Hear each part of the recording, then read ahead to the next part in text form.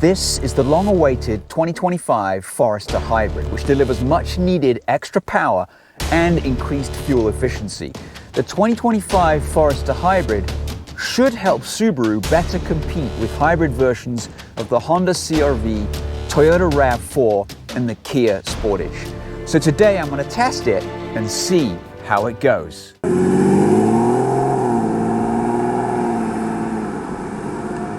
So they say that good things come to those that wait, and finally the Subaru Forester Hybrid is here with the Subaru Crosstrek Hybrid hot on its heels. Now last year this was given a comprehensive makeover.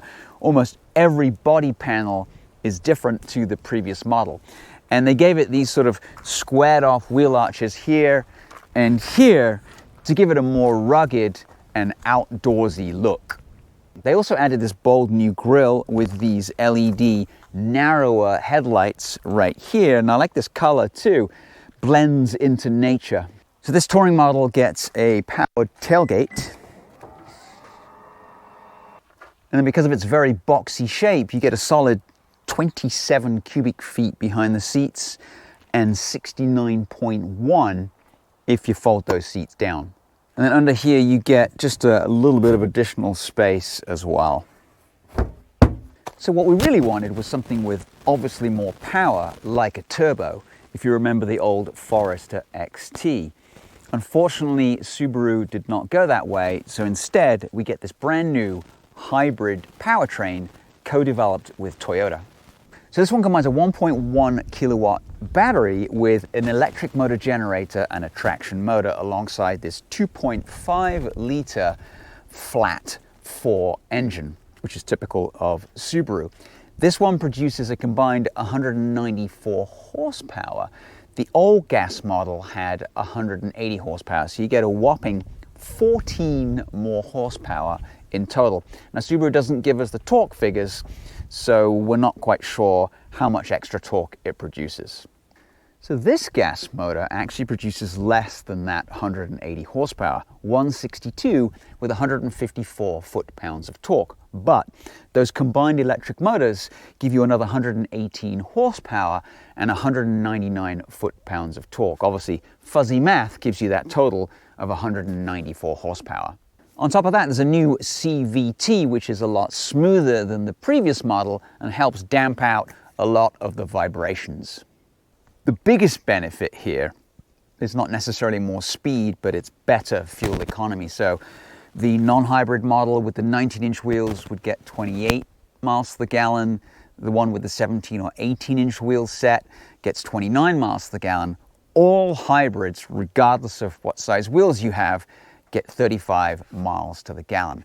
And they've also added more sound deadening. You can see it's pretty thick right here to make things a little less frenetic from inside the cabin.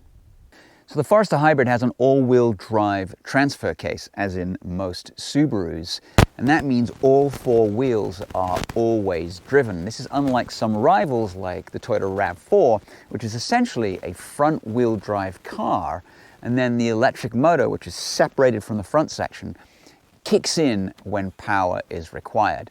The Subaru is much better for off-roading. Subaru has also reworked the suspension because all of this hybridization has added 300 pounds to the overall weight. Well, how much is it? Well, the hybrids, as I said, about $3,000 more, so they start at $41,615 for this touring model, which is top of the range. Paint's $495. Out the door is about $43,650. So a decent amount of room in the back. The seats are comfortable. They are leather on this top trim.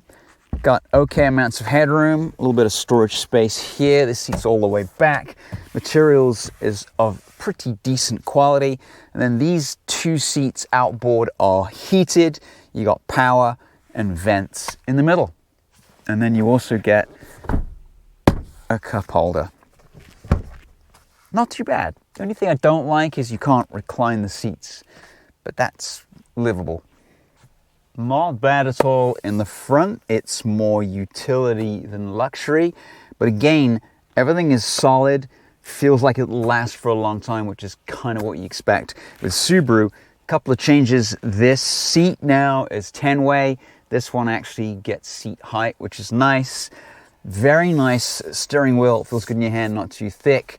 And then we've got that digital gauge cluster ahead of the driver that I'll show you in a second. All right, so inside, the Forester Hybrid uses Subaru's tablet-style 11.6-inch touchscreen. You got wireless Apple CarPlay, Android Auto, and then ahead of the driver, you've got this 12.3-inch driver display. It's brand new, only for the hybrid. Comes with navigation and is also compatible with Apple Maps. So the only problem with this, and I've said this before about these touchscreens, is once you start the vehicle, it's a little bit slow. But you've got your maps here. It's a lot quicker once the car's warmed up. You've got media, radio, your phone, any apps you want, your Subaru. Turn the display, you've got some car info as well. Driving statistics, what your maintenance is, go back home, hit settings. A little slow there. Wi-Fi settings, clock, display, reminder screen, you've got valet mode, all that good stuff. In general, it's pretty good, but the software that runs it is a little bit slow. Secondly, it doesn't include all of the climate controls as physical. So you do have a physical volume knob, and then you can toggle the heat or the cool right here, but the rest of it, you've got to go into here. This one has heated seats and cool seats for both front seat occupants. You also get a heated steering wheel. This is where you can control your EV mode, but if you really mash the throttle, the gas engine is going to kick in. Ahead of the driver is the digital display. So on the right, you've got the speedo, you've got your fuel gauge. In the middle, you've got your speed, time, what mode you're in. At the top there, we're in EV mode right now. And on the left, it tells you whether you are using power, whether you're being economical, or whether you're charging the battery. And then on the steering wheel is this little controller here that you can flick back and forth. So you can see where the power is going, into the battery, out of the battery, whether it's charging or not. You can toggle through other stuff here. You've got what you're playing. I'm on an unnamed road. Pressures. And then your MPGs. I'm averaging 24.2. That's not too bad considering that to get here, it's all uphill. So you have to use a little bit of gas. But I'm expecting on average for this week to at least hit over 30. Congratulations, Subaru, a real shifter. Down here you got 2 cup holders and a 12 volt. It's your parking brake, and then you got view cameras. So you got overhead views, and it checks the surroundings directly around the vehicle. And Subaru gives you a regular mirror or a rear camera. All right, let's take it for a drive. I do have my little machine to test 0 to 60 because I want to see how fast this will go, and I think the regular one does 0 to 60 in around 8.5, 8.3 seconds at a push. I feel like this is going to be quicker. So let's get going. All right, let's go.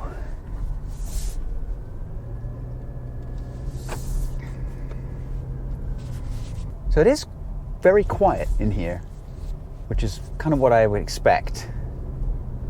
You do hear the gas engine kicking in, but the sound deadening makes it just less frenetic than it was in the previous gas cars. So under moderate acceleration, it's very smooth. Doesn't feel initially like you've got a lot more power than the other model, but we shall see. Right, let's go for some 0 to 60 here. So decently quick off the line, not so quick in higher speeds.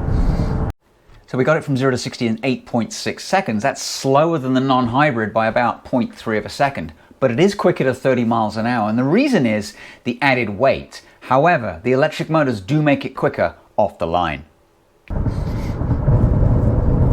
Now there is an S mode, which we'll put it into now, which sort of sharpens everything up. I don't think it makes it feel any faster. Dips it all the way into the power band, but it feels quite lively. All right, foot down. We are going downhill. Steering's nice. Brakes. Pretty good for hybrid brakes too. Solid, good pedal feel. Do like the steering though. But next stop, let's try it on some twistier roads and also a little off-road. A little gravel. A little rallying is required. Right, onto the twisty stuff. Let's see how it goes.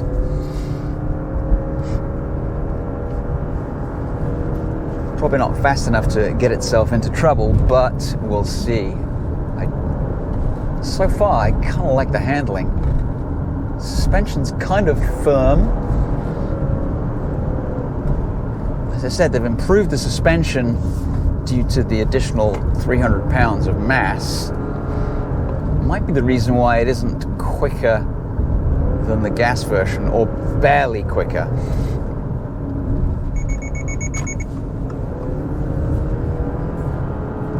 All right, well, I can pass slower vehicles. Pretty tight turn here.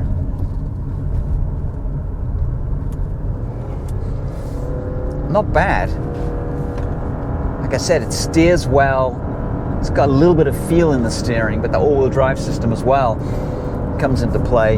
No understeer yet.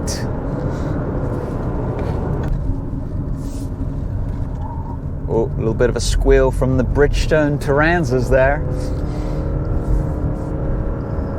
Not really meant for this kind of treatment. All right, so pavement ends 500 feet. Time to get the Forester Hybrid dirty.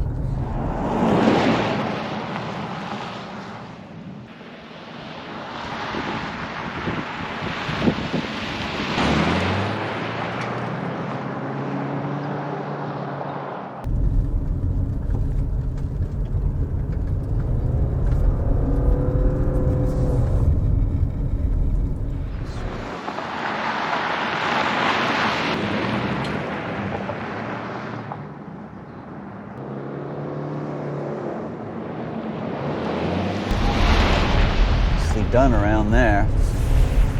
Oh, little shimmy at the back. Clouds of dust out the back. All right. This is my turnaround point. We'll head back into some of the dust I just made.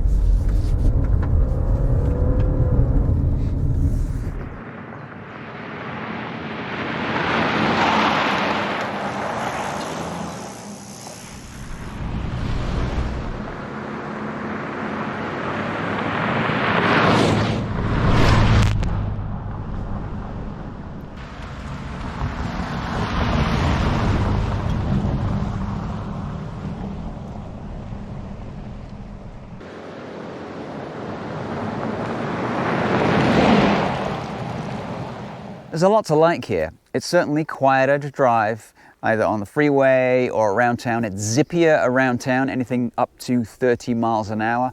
Pretty quick away from a stoplight. It's overall a much nicer car to drive than the gas version, but you have to make the decision, is it worth $3,000 more than the gas version for a few miles to the gallon? You'll have to make that decision for yourself, I'm afraid. Anyway, once again, thanks for watching. We appreciate it. Like, subscribe, and we'll catch you next time for another video.